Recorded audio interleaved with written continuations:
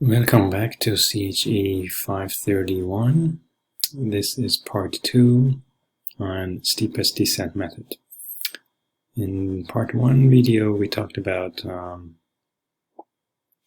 the direction along which we get the steepest descent, and we argued that it has to be in the reverse direction of the gradient of the objective function.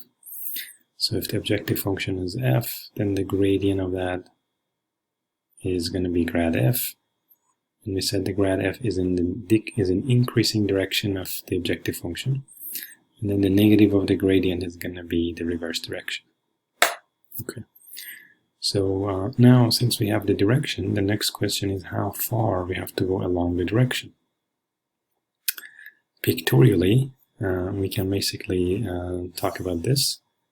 Imagine I start from point A, and then the goal is to basically reach to point C, which is the local minimum. I have my direction. Let's say the direction AB is along the reverse direction of the gradient at point A. Okay, now the question is, if I start point A and go along AB, how far I have to go? Do I have to stop at point B? Do I have to stop maybe somewhere further down here? Or here, or here, or maybe even before point B, like there. So the question is, how long is this AB? Okay. Now, to answer that question, we actually go to the second part of steepest descent algorithm. So imagine our objective function is f, and that is function of the initial guess, x0, which is a vector, plus somewhere along the gradient or the reverse gradient direction. If this r is the reverse direction, then lambda r is going to be some point on the vector with length lambda. So the lambda is something that we can tune, and that's going to be how far we have to move along the gradient descent direction. So the goal is here to find lambda such that it minimizes the whole f. If you call this thing as like phi of lambda, because lambda is the only variable for now, then the goal is to minimize phi of lambda with respect to lambda. From high school, you know that if you want to minimize a function with respect to a variable, you set its derivative to 0. So the goal now, it's going to be phi prime of lambda equal to 0, where prime means derivative, and lambda is the variable. Okay, so we can easily throw this into Newton's algorithm. So this is a Newton's algorithm that you did in homework, I guess maybe 2 or so. And you want to find lambda, right, such that phi prime lambda becomes 0. So basically this is a root finding problem.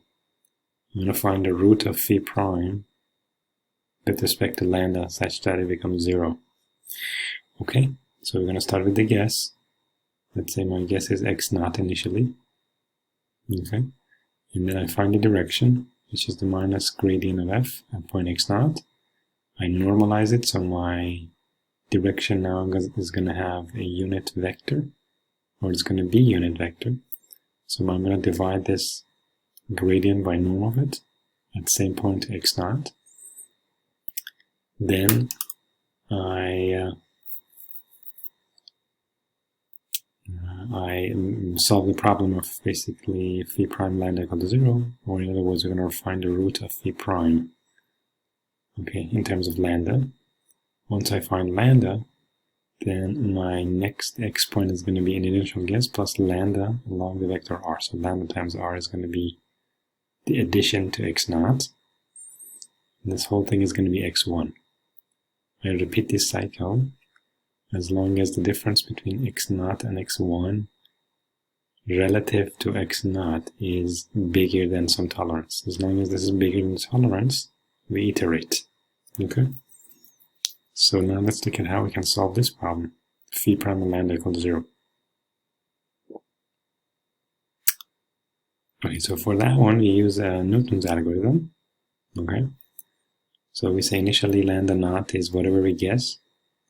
And then we're going to change lambda to something like this, lambda naught minus the thing we want to make it 0, which is phi prime, divided by the derivative of it, which is phi double prime. This is exactly the Newton's method you had. You wanted to find the root of a function, let's say g. The way you write it is, let's say x is equal to previous x minus g over derivative of g. Okay, this is what was Newton about. Now, in the current problem, we don't have g, we have phi prime actually. So we're going to have phi prime, which we want to find the root of. The phi prime is going to be in the numerator, and the derivative of that phi double prime is going to be in the denominator. Alright, so this basically is Newton's method with the function being phi prime and derivative of it being phi double prime. Okay, so we're going to iterate over this as long as lambda, the difference between the new lambda and then the old lambda, right? If this difference is bigger than some threshold, we have to iterate until we get basically lambda converged. Once we get lambda converged, we bring our lambda to this step, and then we're going to update our x. Now we're going to go and reiterate over x. So this is iteration over x. This is iteration over lambda. So two iterations. Iteration over lambda is inside right here, the iteration over x. Okay, so let's look at some details here. We said, let's say phi lambda is equal to the function at point x naught plus lambda times r. This is by definition. Now I'm going to calculate phi prime of lambda. So phi prime of lambda is going to be, well, I'm going to use chain rule. So it's going to be the derivative of the argument. Derivative of the argument with respect to lambda is r. So that's r. And then times the derivative of the function itself. And the derivative of the function itself is going to be with respect to the whole argument. So it's going to be the grad of f. So you get the grad of f. You plug in x naught plus lambda r into the variables of f. Okay, then we evaluate this piece. And then the gradient of the argument with respect to lambda is just r. Because these are vectors, we have to also take care of how we multiply these things. Like the derivative of argument with respect to lambda is a direction, it's a vector. And gradient is also a vector. So the question is how we multiply the two vectors. In this case, we use the dot product. Okay. So phi prime is now defined here. The next step is we define phi double prime. We have to go and take the derivative of this one more time with respect to lambda. This thing is independent of lambda, so it's going to stay there as a constant. Derivative of this with respect to lambda, again we're going to use chain rule. It's going to be the derivative of the argument with respect to lambda, which is another r. So here's another r. And then the gradient of the whole thing with respect to argument is going to be another grad of this thing. So it's going to be grad of the grad of f. And then we have r on the right side and r transpose on the left side. So this is going to be phi double prime. Okay. Now let's look at how this grad of f is going to look like. Right. So dimension-wise, r is a vector of n by 1. It's a column. It's a row vector. It's a column vector with n rows in one column. Okay, so this thing is a column vector. This thing is a matrix of n by n, and n is the number of variables in the objective function. Okay, let's say we have x1, x2, all the way to xn. Then this grad is going to be a matrix of n by n. This is called Hessian Matrix. So Hessian Matrix of any function f is equal to grad of that f.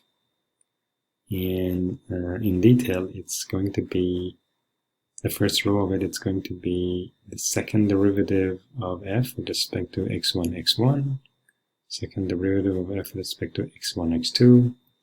And all the way down to second derivative of f with respect to x1, xn. So if you look at downstairs here, it is 1, 1, 1, 2, 1, 3, 1, 4, all the way to 1n. The next row is going to be 2, 1, 2, 2, 2, 3, 2, 4, all the way to 2n. And then the last row is going to be n1, n2, n3, and n. So the first variable shows the row number. Second variable shows the column number. So this is row n. This is column 1. That's why you see 1 in the second index here. This is column 2. You see 2 in the second index. And you see n here in the second index. That's the column n. Alright, this is Hessian Matrix. Now let's go back and look at one example here. Let's say we want to find the minimum of this function with this initial guess using steepest descent method. First, we define the gradient of f. That means the derivative of f with respect to x1 and x2. Derivative of f with respect to x1 is going to be 2 times this parenthesis, so 2 times x1 minus 3. There's no x1 here, there's no x1 there, so that's it. The second element of gradient of f is going to be the gradient or the derivative of f with respect to x2. So it's going to be 6 times x2 minus 1. There's no x2 here, there's no x2 there, so that's the only term. Okay, you have to evaluate this at point 0, 0. So if you plug in 0, 0, you get minus 6, minus 6. Then the steepest descent is going to be negative of that. It's going to be plus 6, plus 6. Fine, so far we found the direction gradient of f, or negative of the gradient of f. Next step is we have to normalize this to get the unit vector. So although this is fine, so this is actually unit in each element, but the best way to normalize this is you just divide this whole thing by the norm of it. It's not going to be this. This is also fine, but the best way you get this vector, normalize it, you just divide this by norm of f. Norm of grad f. Okay, so once we have the normalized direction, then on page 84 of the notes, we go ahead and now look at the function phi. So we remember phi lambda was f of x naught plus lambda r. We have r, we just calculated before. And the gradient, the derivative of f with respect to lambda is going to be, by definition, is going to be r naught times the grad f. And we have to evaluate this at this point, x naught plus lambda r naught. Okay, let's do the math here. R naught was 1, 1. And then because we're doing vector-vector multiplication, this is going to be transpose times the grad f. So this is 1, 1 transpose. This is just r naught, the direction we just found right here. Right? So this is the direction, which is sort of a normalized version of that one. Yeah, we just divide by 6. So if you divide a vector by a number, the direction doesn't change. The length of it changes, but not the direction. Okay? So now we have direction transpose times the grad f. We calculate the grad f here. So this is the grad f right here. So we just plug it in here. So this is r transpose grad f. Okay. Now we're going to substitute x naught plus lambda r. Well, x naught was 0, 0. Lambda is just lambda, and r is 1, 1. So it's going to be lambda and lambda should be replaced for the argument. So x1 is going to be lambda, and x2 is going to be lambda right here. So we're going to plug in x1 and x2 into there. Then we get 1 times this plus 1 times that. So it's going to be 2 times lambda minus 3 plus 6 times lambda minus 1. And the goal is to find the root of this function, right? We want to get the derivative of that. So this is the derivative of phi equal to 0, right? So that means we have to find the root of this thing with respect to lambda, which means the root of this thing with respect to lambda, and that means lambda has to be 3/2. So this is the first step. We find lambda, we know r, we can get the next x value. So the next x is going to be the 0, 0, the initial guess, plus the lambda we found, 3/2, times the direction 1, 1. So that's going to be the next point. We can repeat this process, and this table shows 3 more steps, same way we did this step 1. So stay tuned. Thanks for watching. For the next part